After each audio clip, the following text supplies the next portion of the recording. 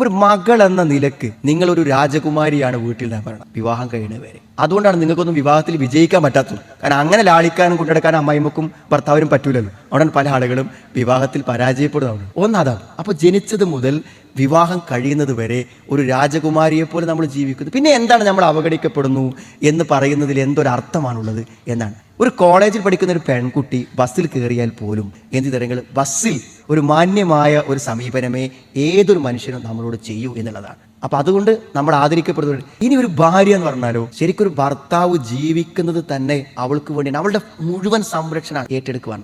എത്ര വലിയ തിരക്കുള്ള ആളുകളാണെങ്കിലും മനസ്സടുത്തിട്ടുണ്ടോ ഒരു പുരുഷൻ ഒരു സ്ത്രീയുടെ എല്ലാ കാര്യങ്ങളും ഏറ്റെടുക്കും. അപ്പോൾ ഒരു പെൺകുട്ടി ആയിരിക്കുമ്പോൾ മകളെന്ന ഒരു രാജകുമാരിയുടെ സ്ഥാനം, ഒരു ഭർത്താവ്, ഒരു പുരുഷൻ ജീവിതകാലം മുഴുവൻ ഒരു സ്ത്രീയുടെ സംരക്ഷകനാവുക. മക്കളെന്നും അതീവ സ്നേഹത്തോടുകൂടെ നിങ്ങളെ കൊണ്ടു നടക്കുക. ഇത് പുരുഷനില്ല, തിരിച്ചില്ല. എന്താ പറയുന്നത്? അത്രയും ഉദാത്തവും ഉന്നതവുമായ ഒരു സ്ഥാനമുണ്ടായിട്ട് ഒരു സ്ഥാനം തന്നില്ലെന്ന് പറയുന്നത് ആരോ ഉണ്ടാക്കിയ ഒരു പ്രോപഗണ്ട മാത്രമാണ്. അത് വസ്തുതകൾക്ക് നിരക്കാത്തതും അനുഭവ യാഥാർത്ഥ്യങ്ങൾക്ക് വിരുദ്ധവുമാണ്. ഇത് നിങ്ങളോട് പറയുമ്പോൾ നിങ്ങളുടെ അനുഭവമായതുകൊണ്ട് നിങ്ങൾക്കത് വിശ്വസിക്കാൻ കഴിയും.